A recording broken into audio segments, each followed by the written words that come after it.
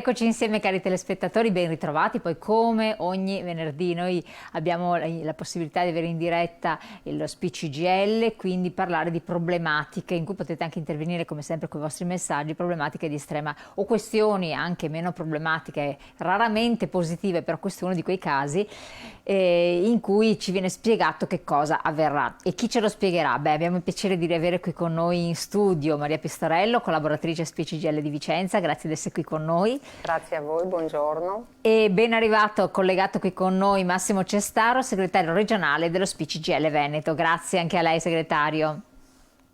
Tutti. Allora, da gennaio assegni più ricchi per 1.300.000 pensionati veneti con la rivalutazione in media 100 euro netti in più al mese. Questo è il titolo del vostro comunicato stampa, che già è un titolo positivo. 1.300.000 persone sono i pensionati veneti. Che cosa, segretario, si prospetta? Questa dovrebbe essere una notizia positiva rispetto a tante altre di cui abbiamo parlato ogni settimana e che non sono altrettanto allettanti. Sì, è certamente positiva, perché è un primo passo verso un minimo di recupero del potere d'acquisto delle pensioni. Bisogna tener conto che era da almeno 10 anni che la rivalutazione, cioè quel sistema di copertura e di tutela delle pensioni per difendersi dall'inflazione, era da almeno 10 anni che diciamo, questo meccanismo della rivalutazione era messo in discussione. Va detto che negli anni trascorsi, in particolar modo negli ultimi, il dato inflattivo era sufficientemente contenuto, oscillava tra l'1,5 e 2%. Con il governo Draghi, immaginando che l'inflazione, diciamo, avrebbe avuto una crescita importante, come poi è avvenuto, con il governo Draghi si è aperto un confronto, si è arrivati a una conclusione per cui viene applicata la rivalutazione delle pensioni col meccanismo che era stato indicato ancora col governo Prodi, e cioè con un meccanismo per cui le pensioni più basse, poi magari entriamo nel merito, le pensioni più basse vengono tutelate al 100% dall'inflazione, con un coefficiente che è stato definito in questa fase al 7,3%, che già la percentuale dice che è una copertura parziale dell'inflazione che sta andando verso il 12%. Però ovviamente questo comincia a essere un ristoro importante.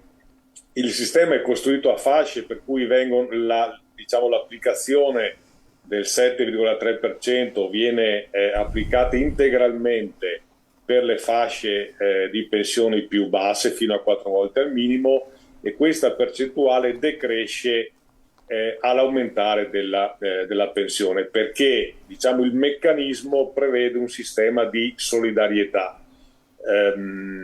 Ora, la cosa importante è che ci sia stato questo risultato, che l'attuale governo, diciamo, ha semplicemente apposto una firma, il ministro Giorgetti ha posto una firma, diciamo, sulla procedura che era già stata appunto concordata col governo Draghi. È positivo, sì, certamente, però dobbiamo tener conto che è una copertura parziale di una tassa occulta che si chiama inflazione. Giusto che ci siano ovviamente i meccanismi di tutela del potere d'acquisto delle pensioni, ma sappiamo benissimo che l'inflazione è una brutta malattia dell'economia. E appunto noi stiamo andando pericolosamente verso una crescita dell'inflazione, con tutti gli effetti che questo produce sui prezzi al consumo, sui beni di prima necessità. Ovviamente in questa vicenda, su questo dato così preoccupante, incidono i costi energetici.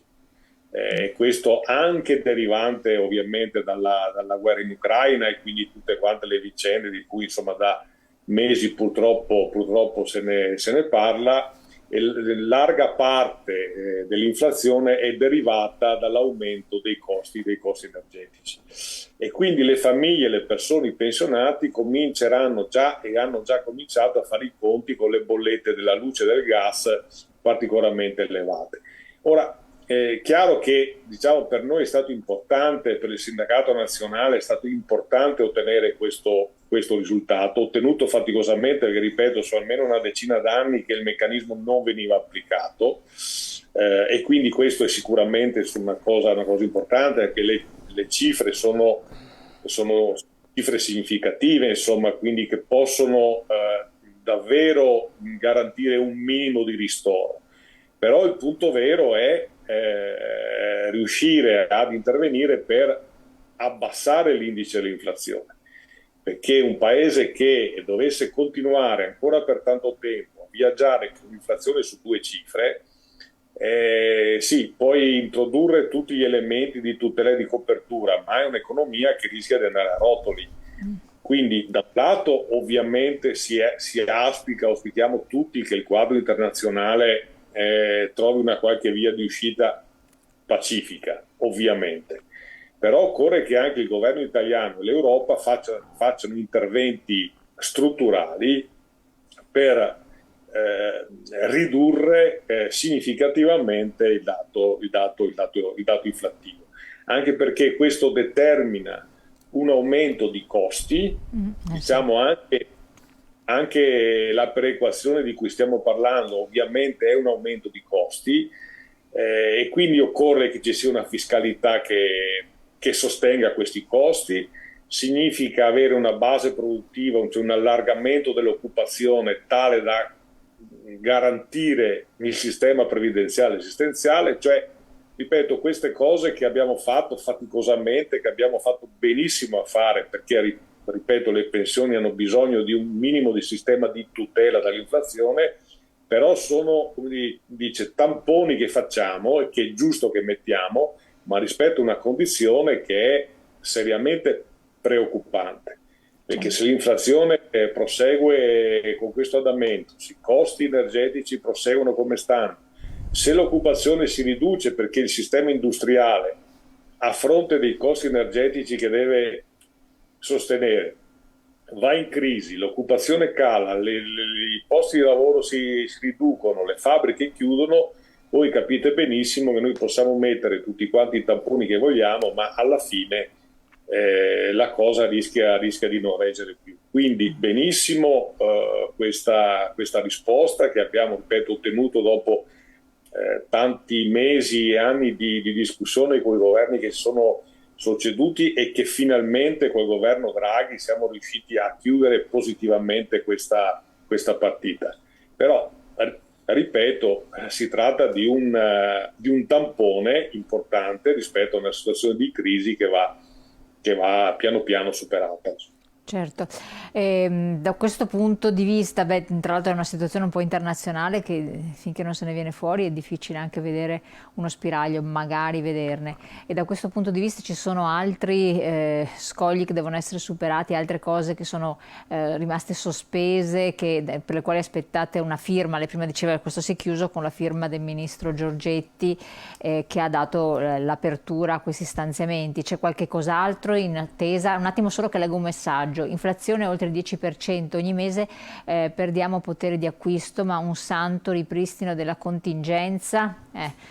Quindi questo chiede il telespettatore, a parte che 10% noi qua siamo sui 12 a Padova, gli ultimi dati, per cui altro che 10, e 2 punti pesano. Allora, da un lato contingenza è possibile, quali ulteriori, che cosa bisognerebbe ancora fare?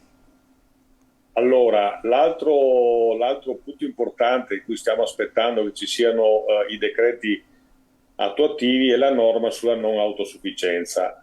Ricordo a tutti che credo sia stato l'ultimo atto fatto dal governo Draghi, quello di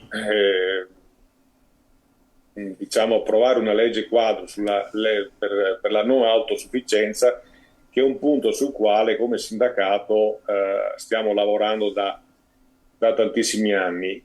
Se una famiglia ha una persona non autosufficiente in casa, per quella famiglia è una tragedia, cioè non c'è nessuna forma di tutela, nessuna forma di assistenza per le persone e per le famiglie che abbiano in casa diciamo, un parente o moglie o marito non autosufficiente. Quindi adesso da questo governo dovrebbero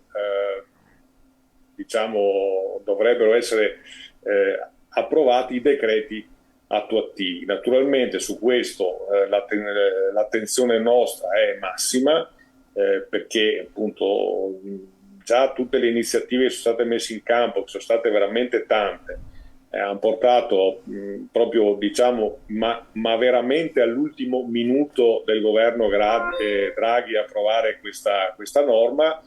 Adesso ovviamente stiamo lì a presidiare, diciamo così, attraverso il confronto con il governo su quelli che dovranno essere i decreti attuativi, perché questo è un altro tassello che attiene al tema del nostro stato sociale. Lo ricordo, magari lo riprendiamo un attimo dopo, che il 29 novembre c'è una grande manifestazione regionale indetta da CGIL e CISUIL del Veneto, proprio per, diciamo, sostenere un confronto con il governo su un sistema di protezioni sociali territoriali che riguardano i cittadini. Cioè, dico questo per dire che cosa? Che certamente è importante questo aspetto di cui stiamo parlando, che è appunto la perequazione, cioè un minimo di difesa del potere d'acquisto delle pensioni, ma c'è un insieme di questioni che vanno affrontate, che riguardano sia la Regione Veneto, ma che riguardano anche lo Stato centrale. Per quanto riguarda la domanda che faceva Ecco, lo interrompo solo un secondo, parlava di contingenza, abbia pazienza, rispondiamo dopo la pubblicità, perché così ha più tempo per spiegarla, perché non può essere ripristinata o che altro, quindi ci lasciamo un attimo, ritorniamo insieme, restate con noi e rispondiamo anche ai messaggi tra poco.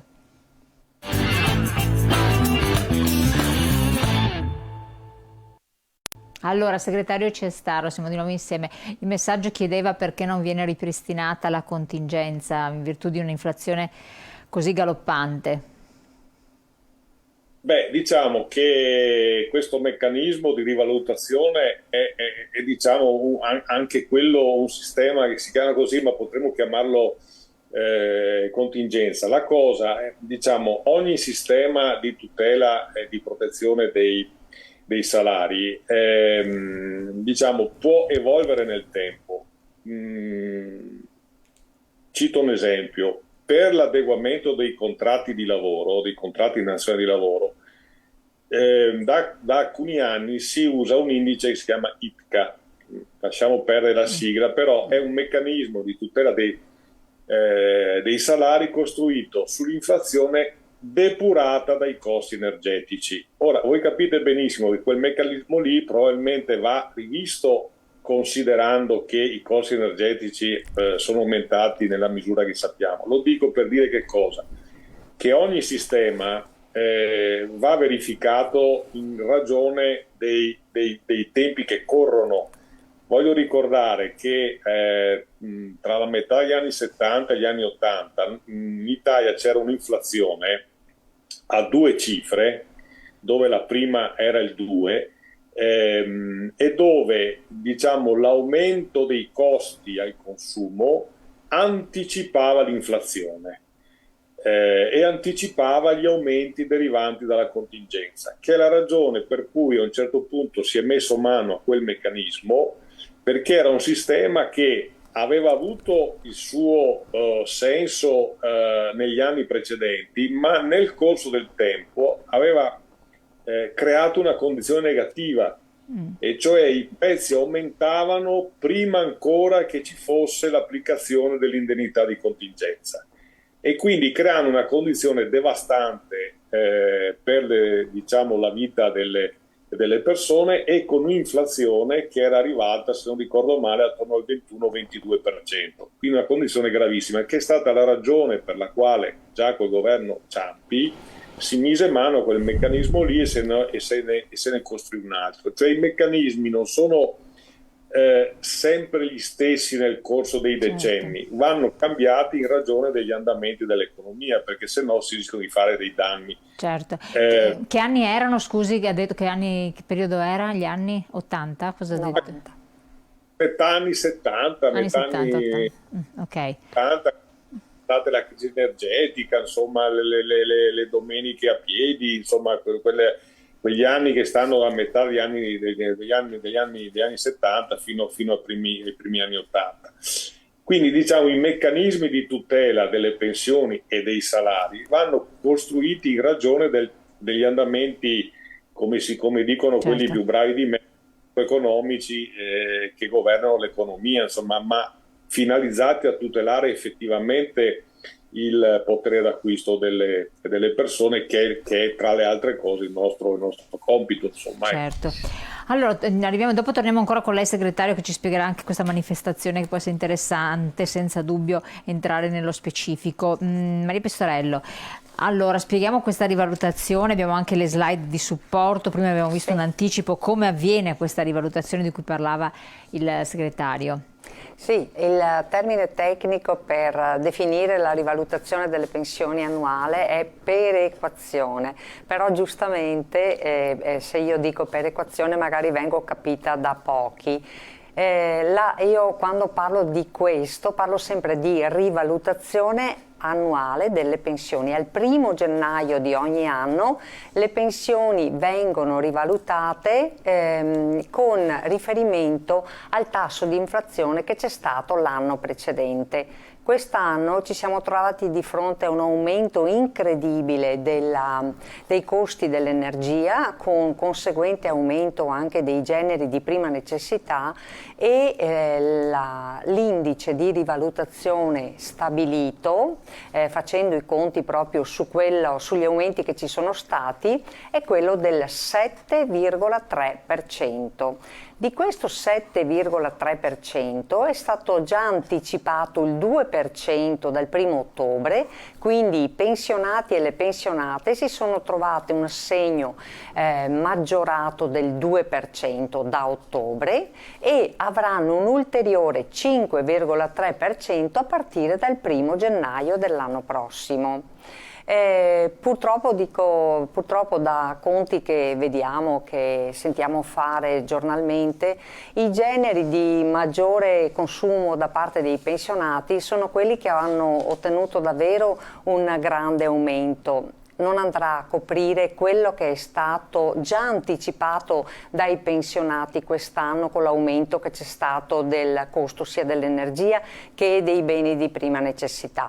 Adesso, aiutandoci anche con le slide che il regionale ha fatto molto bene, questa parla di come viene calcolata la rivalutazione. Quindi dice che c'è una legge proprio, sì, 388 esatto, del 2000, è la legge del 2000, e la rivalutazione, che poi, come diceva Massimo prima, è stata per un certo periodo non applicata, perché è applicata in maniera diversa. Comunque ogni anno a gennaio, insomma, si aumentano le pensioni, oppure non si aumentano, come è capitato 3 anni fa, che l'inflazione, il tasso è stato 0 e quindi non hanno avuto alcun aumento.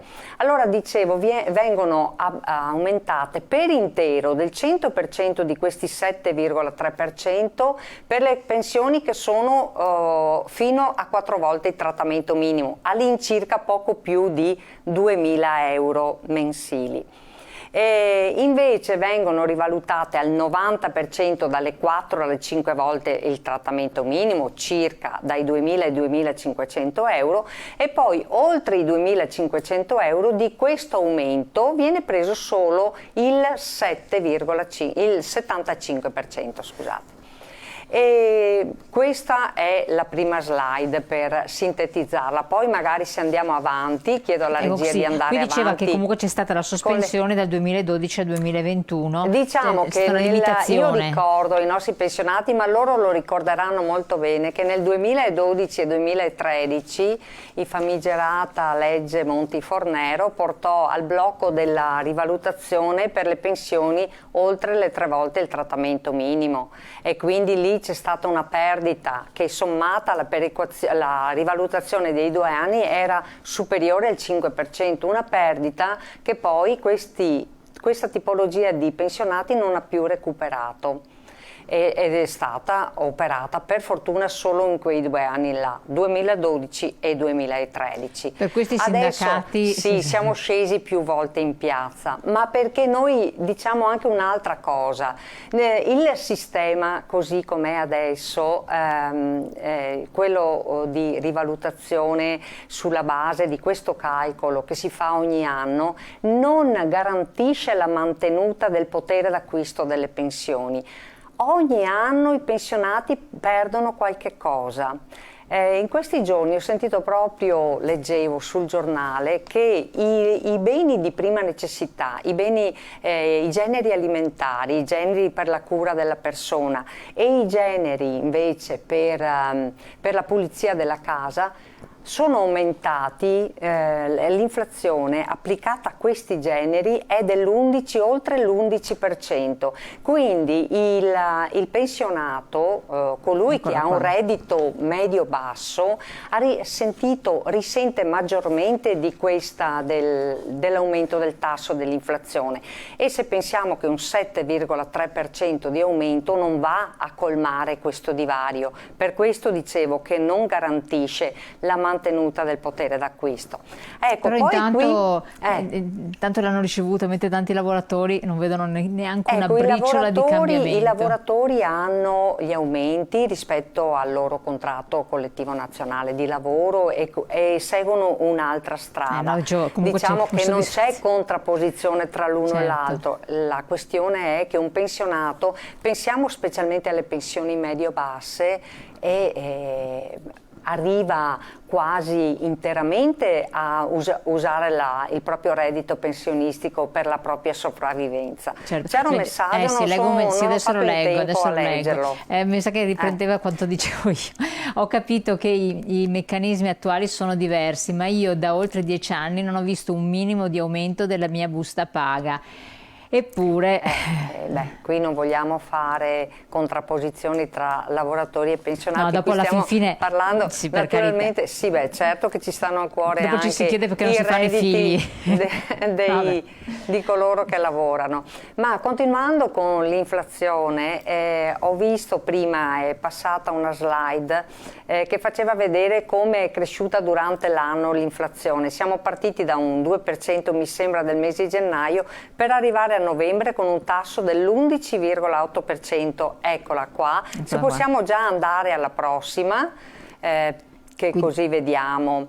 Ecco, questa è l'inflazione, lavoro fatto dal sindacato, dallo SPI del Veneto, è molto interessante perché ci fa vedere che anche in Veneto il tasso di inflazione non è uguale per tutte le province. Come vedete, tra Verona, Padova e Venezia c'è una differenza, proprio c'è l'inflazione a ottobre, perché è stato preso come punto di riferimento il mese di ottobre. A ottobre c'è stata meno inflazione registrata a Venezia rispetto a Padova e Verona. Poi possiamo andare avanti con la prossima, vediamo se ci può aiutare. Però ad esempio, sì vabbè, effettivamente poi balza alla luce un 15,6% di inflazione a Catania, 14,9% a Palermo, ma forse perché i prezzi erano più bassi. Forse perché precedentemente i prezzi erano molto più bassi, non me lo spiego altrimenti, perché comunque uno dei motivi scatenanti dell'aumento esponenziale dell'inflazione è proprio l'aumento del costo dell'energia, che i pensionati e le pensionate hanno già cominciato a pagare non dal 2022 ma già dalla fine del 2021, lo voglio ricordare, quindi è un aumento di costi non indifferente che hanno subito. Allora, tornando, ecco qua, parole e prediche, voi cosa proponete in concreto per ridurre i costi di gas e energia elettrica? Andate in piazza a chiedere estrazione di metano, rigassificatori e centrali nucleari? diciamo che noi cerchiamo di tutelare il potere d'acquisto delle pensioni e spetta naturalmente ad altri fare delle scelte consapevoli proprio per andare a ridurre il costo dell'energia. Certo. Non ci vogliamo naturalmente sostituire a chi deve prendere, ma noi portiamo in evidenza quello che è il problema. Ci stanno a cuore le condizioni di vita di tante pensionate e di tanti pensionati. Un attimo solo prima della pubblicità volevo far vedere anche la rivalutazione del 2022 che ne stavamo accennando, che prima dei grafici è la slide 5. Sì, è quello che abbiamo già detto. Esatto, che perché specificava rivalutazione del 1,7 per la quota di pensioni fino a 2097 euro.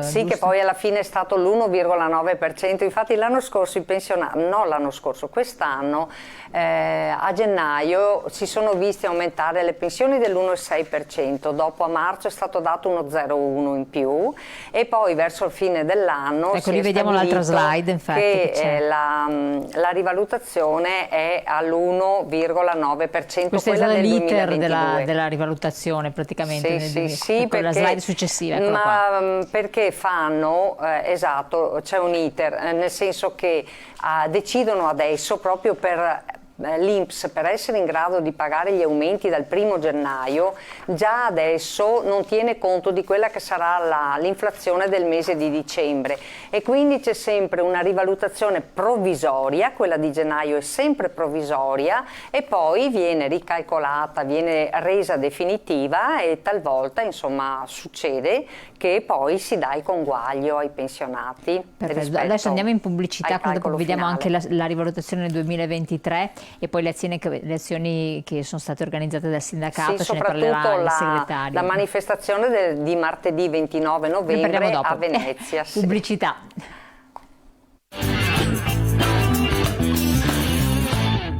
Allora, io chiedo dalla regia se cortesemente riescono a mettere in onda il PDF e lo tengono lì, che così dopo ognuno, siccome finalmente eccolo qua, sì, magari questo se qui lo spostano un po' più su, praticamente mostra l'assegno mensile netto nel 2022, eccola, fermila. Adesso ognuno da casa vede in che fascia rientra il netto con la propria pensione, busta paga, quello che prende, e vede l'aumento mensile netto e l'assegno mensile netto nel 2023, quindi vedrà in che fascia rientra a seconda di quello che prende. Teniamolo ferma là, intanto Maria Pistorello ci fa degli esempi. Eccolo qua. Allora proprio questa tabella è stata fatta sul netto proprio per dare così l'idea subito di quello che spetta ai pensionati. Io vi faccio un esempio, una pensione di 722 euro netti mensili, circa sui 722 avrà un aumento di 39 euro al mese netto, quindi qui non dobbiamo fare i conti. Come ben sapete, cari ascoltatori, se però oltre alla pensione si ha un altro reddito è logico che cambia la trattenuta fiscale e quindi possono variare anche queste cifre, ma io vi ricordo a tutti noi che in Veneto siamo, quanti pensionati? Siamo circa 1.300.000 pensionati, sì. Di questi quasi il 30%, il 27,5% sono sotto ai 1.000 euro. Quindi guardiamo una pensione per esempio di 1.000 euro com'è qui sulla tabella che state vedendo.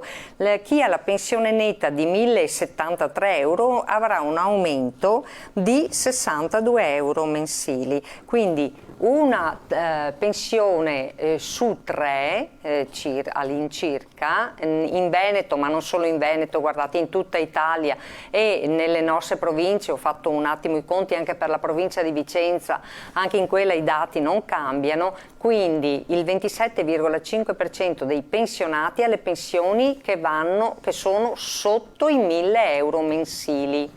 E quindi come ben vedete l'aumento sarà quello. Poi vediamo il minimo, il trattamento minimo passerà da 525 euro come è adesso a 564 euro, avrà un aumento di 39 euro mensili. Poi se vediamo anche chi ha la pensione più alta, faccio solo l'esempio, vedete la fila di 1.587 euro di pensione mensile avrà un aumento secco di 100 euro netti. Qui parliamo del netto, sapete che noi quando parliamo di pensioni parliamo, vero Elena, sempre all'ordo, non infatti, tocchiamo dico, mai. per quello è emblematico, e quindi questa è una tabella di che supporto. dovrebbe dare un'idea. Teniamo presente che di questo 7,3% di aumento, no, che spetta ai pensionati per la rivalutazione delle pensioni dell'anno 2023, è già stato anticipato un 2% dal 1° di ottobre di quest'anno, del 2022. Chiaro, quindi fare questo calcolo qui. Andiamo subito alla slide, grazie dalla regia che hanno tenuto questo PDF, mettiamo quello della rivalutazione nel 2023, perché che cosa, l'abbiamo un po' già anticipato. Diciamo che l'abbiamo appena anticipata questa. Andiamo quindi alla slide successiva in modo da far... Eccolo qua. Questa è la rivalutazione. Intanto lo slogan giù le mani dalle nostre pensioni, perché non sapete che negli anni scorsi i pensionati sono stati trattati come un bancomat, no? Si sono bloccate le pensioni, facevo riferimento alla legge Monti-Fornero che bloccò la rivalutazione delle pensioni nel 2012 e 2013 per coloro che avevano più di 3 volte, cioè le pensioni da 1.500 euro in su, insomma non è che erano... E poi andiamo all'ultima slide, la alte. 11, la rivalutazione in Veneto, per capire nella nostra regione sostanzialmente cosa succederà, e vediamo questi sono i dati un po' che vi anticipavo, no? In Veneto il numero di pensioni circa 1.300.000, lì vedete c'è una sostanziale parità tra uomini e donne pensionati. Quello che invece non c'è purtroppo è la disparità di assegno. Gli uomini prendono molto di più delle donne come assegno pensionistico. Abbiamo parlato anche varie volte, no, di questo. Le donne hanno lavorato per meno anni perché si sono occupate di più ai lavori di cura all'interno della famiglia, soprattutto negli anni passati, far crescere i figli e curare le persone anziane non autosufficienti che rimangono poi all'interno delle famiglie. Ecco, queste sono le elaborazioni SPCGL del Veneto sui dati INPS 2022 SPCGL nazionale, quindi queste sono le fonti che giustamente c'è ci stata chiedono. un'elaborazione, la fonte è l'INPS, l'elaborazione è stata fatta, ho visto, dal sindacato pensionati regionale, insomma, che ha fatto tutto un calcolo poi rispetto ai dati delle nostre pensioni qui nella nostra regione.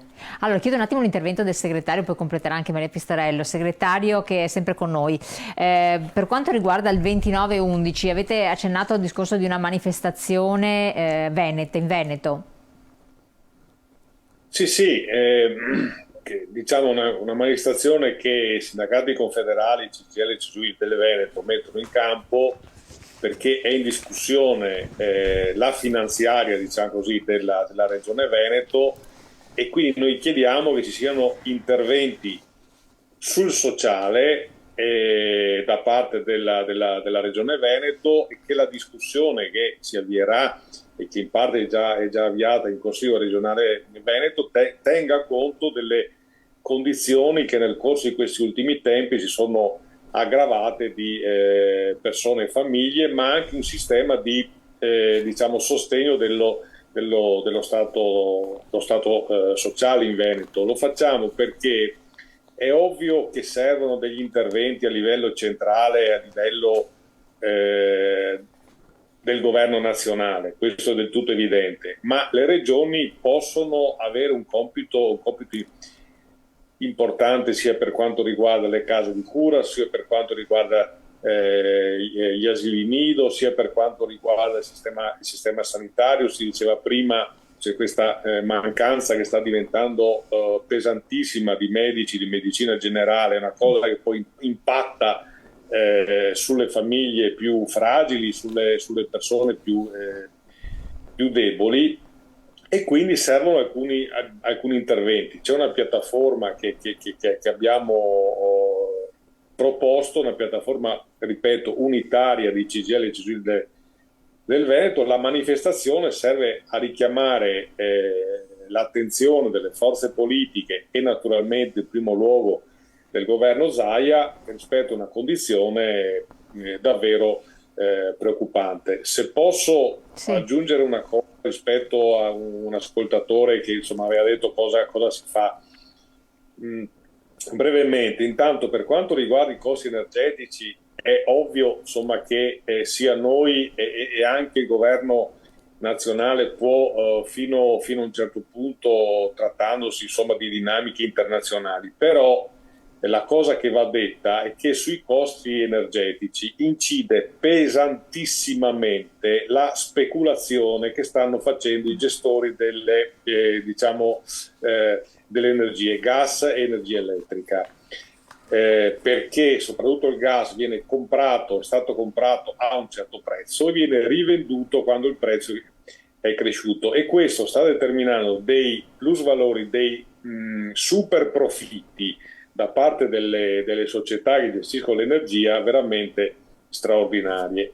Allora, come sindacato abbiamo chiesto che questi super profitti vengano tassati in modo tale da attenuare i costi sulle bollette energetiche delle persone. Naturalmente abbiamo chiesto, vorrei dire al telespettatore, abbiamo fatto anche le manifestazioni nazionali in questo senso e aspettiamo da parte del governo e anche da parte delle società interessate delle risposte positive in questo senso, perché gli extra profitti sono stati veramente sull'ordine di decine di miliardi, e quindi siccome questa si chiama speculazione e non è possibile che il paese subisca un'inflazione che arriverà fino al 12% anche per effetto di speculazioni che fanno le aziende, perché questo è totalmente inaccettabile. L'altra cosa che volevo dire sulla perequazione, come giustamente ha detto Maria prima, le fasce più deboli, quindi quelle fino a 4 volte il minimo, hanno la tutela maggiore, cioè a loro viene applicato integralmente l'indicatore del 7,3%, ridotto per diciamo le pensioni un po' più elevate. Lo dico per dire che questo è un sistema solidaristico che abbiamo messo in campo naturalmente col confronto col governo Prodi allora, un sistema solidaristico.